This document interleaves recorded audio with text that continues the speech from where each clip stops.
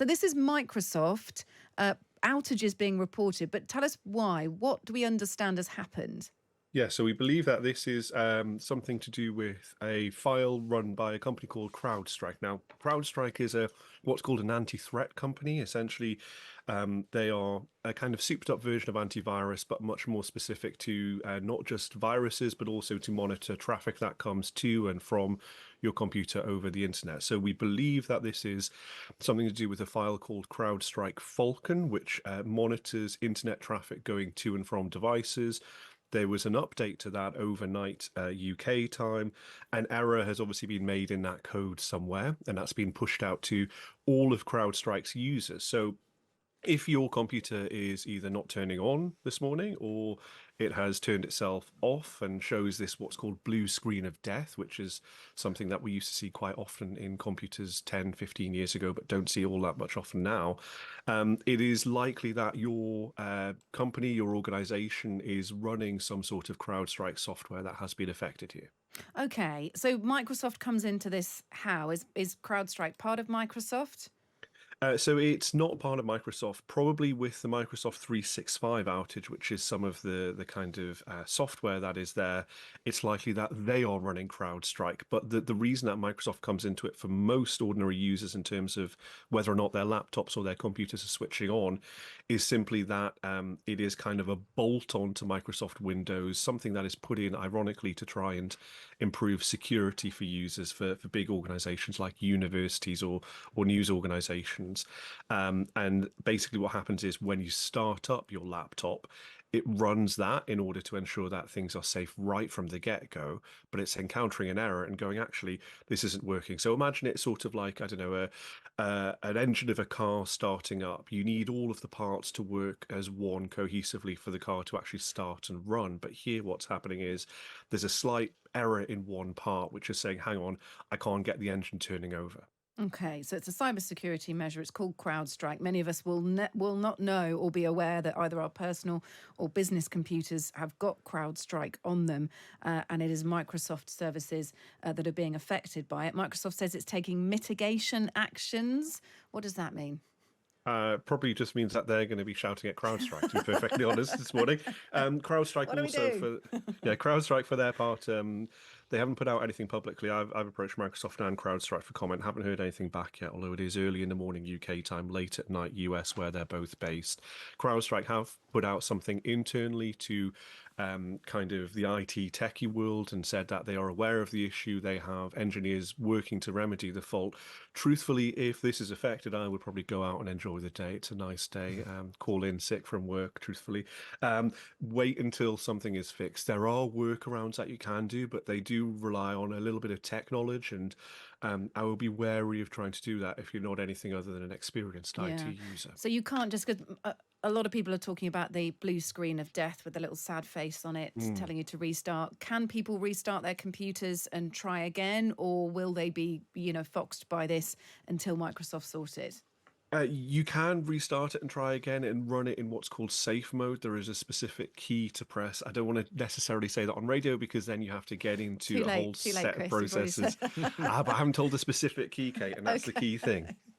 Okay, all right. So that is one option that you can look at. As you say, it is a Friday. People may want to take the hint for a long weekend. It is a nice sunny day. Not promoting any kind of misdemeanor, of course. And who's been affected? Just we've been reporting this morning. Flights have been grounded. Sky News, huge media outlet, huge broadcaster. They are currently off the air, Chris. They are around about 6 o'clock this morning. They went off air. I would be intrigued to know whether or not that is Sky News that's at fault, or whether that is kind of one of the broadcasting providers that they use. I understand also, and don't think I'm breaking any huge news here, that Times Towers has been affected a little bit. Times Radio has sometimes struggled to get me on Zoom. Likewise, I've spoken already this morning to people in Australia. There was a university professor in Australia who was on a Zoom meeting with a dozen colleagues or so. Suddenly, one or two started dropping out of the call, and then suddenly their laptop went off. So this is, I think, an indication, Kate, of kind of how ubiquitous this technology is and how much we rely on individual companies to try and secure us in this sort of way. And what happens when something has gone wrong? No suggestion that this is kind of like a virus or a hack or anything like that. I think this is probably just someone with fat fingers has pressed a wrong key in an It just, update. but that's almost worse, Chris. That someone's pressed the wrong key somewhere and it's caused Sky News to go down. We're having a few problems here with our computers. So a couple of our computers have got blue screens on them here, but apart from that, we're broadcasting fine. The building's operating fine. So fingers crossed, really not too badly affected at all here. Airport delays, as I've said, and also train companies, I understand, Chris, are being affected as well. There's a statement here from all 4 of Govia Thameslink railway brands, so Southern Thameslink, Gatwick Express, Great Northern. We're currently experiencing widespread IT issues across our entire network. Our IT teams are actively investigating, unable to access driver diagrams at certain locations. So there could be possible short notice cancellations, particularly on Thameslink and Great Northern networks. So it's affecting train services. Where could this go, Chris? Do you think it's going to be contained? Are there concerns? Do you have concerns about this getting more severe? I mean, I have concerns about anything that is connected to a Windows computer not being able to operate to kind of full capacity. Although I do think that CrowdStrike has a very, very strong reputation, and part of the reason I think why we're seeing so many issues, kind of like dominoes falling down, is because it's used by so many companies. And so I would be surprised if we don't see a remedy in the next hour or two once they realize what's going on. It's largely going to be simply a case of saying, actually, you know what, we sent a message overnight saying that everybody needs to update these systems, and that's what's caused this, and it does that automatically. Let's send a new update out that actually just rolls us back to kind of 11:30 last night rather than 5:30 this morning. So I think we're going to have some troubles for the next couple of hours because, frankly, so much of our lives are now conducted online and through computers. But I think that, it's not going to be a long-standing issue, I would imagine. I hope. Well, I can already tell your tech's working okay so far. There's been a global Microsoft outage this morning. It's grounded planes. It's led to train cancellations. It's taken TV stations off air. It's causing all manner of chaos, and it does lead you, or it does serve as a reminder as to how vulnerable we are, really, in light of just one tech operator, Microsoft, having a dodgy update, it appears, overnight and causing all these problems. Jack? Well, I think this is these issues of reliance on technology are significant all over the world. They affect our public services, as we can see today, as well as much of our private world. They affect finance, as you think mentioned earlier. The impact that this might have on somebody who's waiting for a house purchase and the money's not coming through because the bank's system's not working properly will be very, very dramatic. So I think this reliance that we have now in technology means that governments around the world, not just individually, but collectively, need to step up the pace of combating not just technical problems, but in particular, the threat of cyber attacks, Yeah. And which could affect almost anything in our daily lives, Yeah. in a way that would be, obviously could be life-threatening, but can also be just very damaging to the basic to's and fro's of ordinary everyday life. What we have been able to ascertain is that this isn't a cyber attack. It's to do with an update overnight by a company called CrowdStrike. It's a file by them. It was an update overnight that went wrong, and Microsoft and CrowdStrike have advice for their users. If you can't access that, by the way, because you can't get on your computer, you can go to popular internet forums without naming names, and it'll give you a get around for it. The house purchases being held up was something else, but you're absolutely right, Jack. We could see issues like that today. Nikki, the big one for me so far, it's going to cause an absolute catastrophe across the UK this morning, is that Gales, the bakery, is unable to take in-store payments. Are we talking morning meltdown time here? I mean, chaos. I mean, that's obviously going to bring the whole of the United Kingdom to a halt, isn't it? You know, we can't get our morning coffee. So look, I think, as Jack has said, I think what it shows is the reliance on, obviously Microsoft is a huge global provider. I mean, the fact they've had problems in Australia and right the way around the world, and US airlines and everything as well. And I think even if this isn't a cyber attack, and it appears not to be, I would hope that people reflect some lessons learned. And I know from my work in business now, particularly in financial services, that actually a lot of the big companies are required to work through and prepare for these kinds of incidents. What would you do if either it's your own system or a third party system that does, fall down? How quickly can you get back critical, I mean, payments infrastructures? We all now use our phones, tap in, tap out, as you say, coffees and everything else. And if that goes down, we need to think through what's the alternative.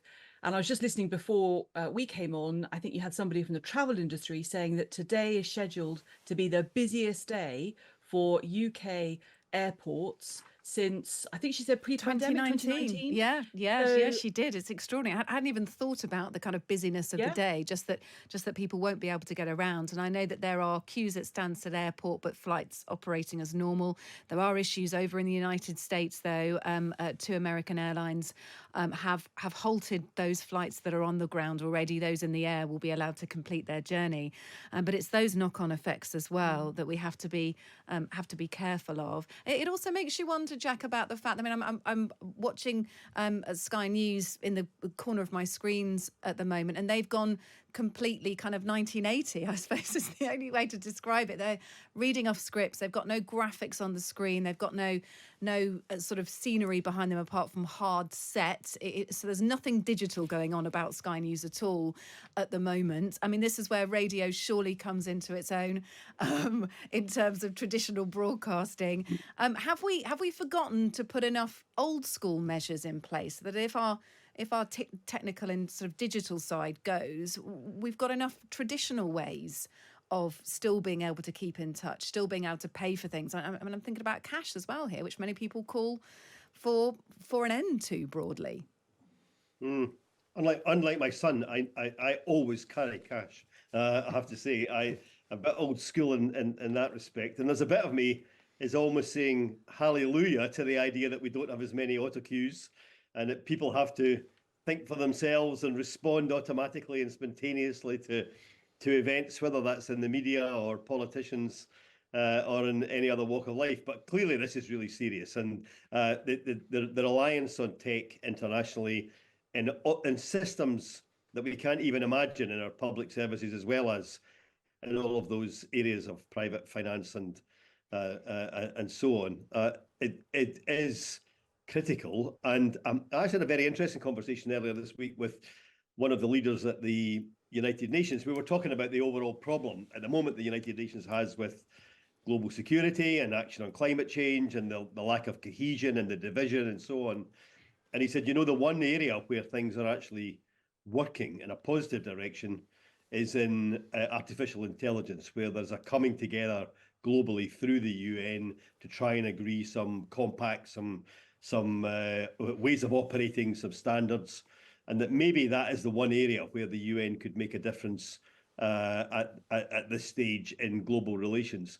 And it does strike me that because these tech companies are so global, you cannot have different regulations in different parts of the world. You really need to have standards and systems of checks and balances operating globally. And perhaps that's something that does need attention alongside all these other major global issues. Yeah, just to correct myself on Ryanair, I have now seen a statement from them saying that it is experiencing disruption across the network due to the ongoing global outage. It's advised passengers to arrive at the airport at least 3 hours before their scheduled departure time. Lots of urgent taxis being called. Travel is being affected in terms of the train networks as well. So just a word of advice on that one.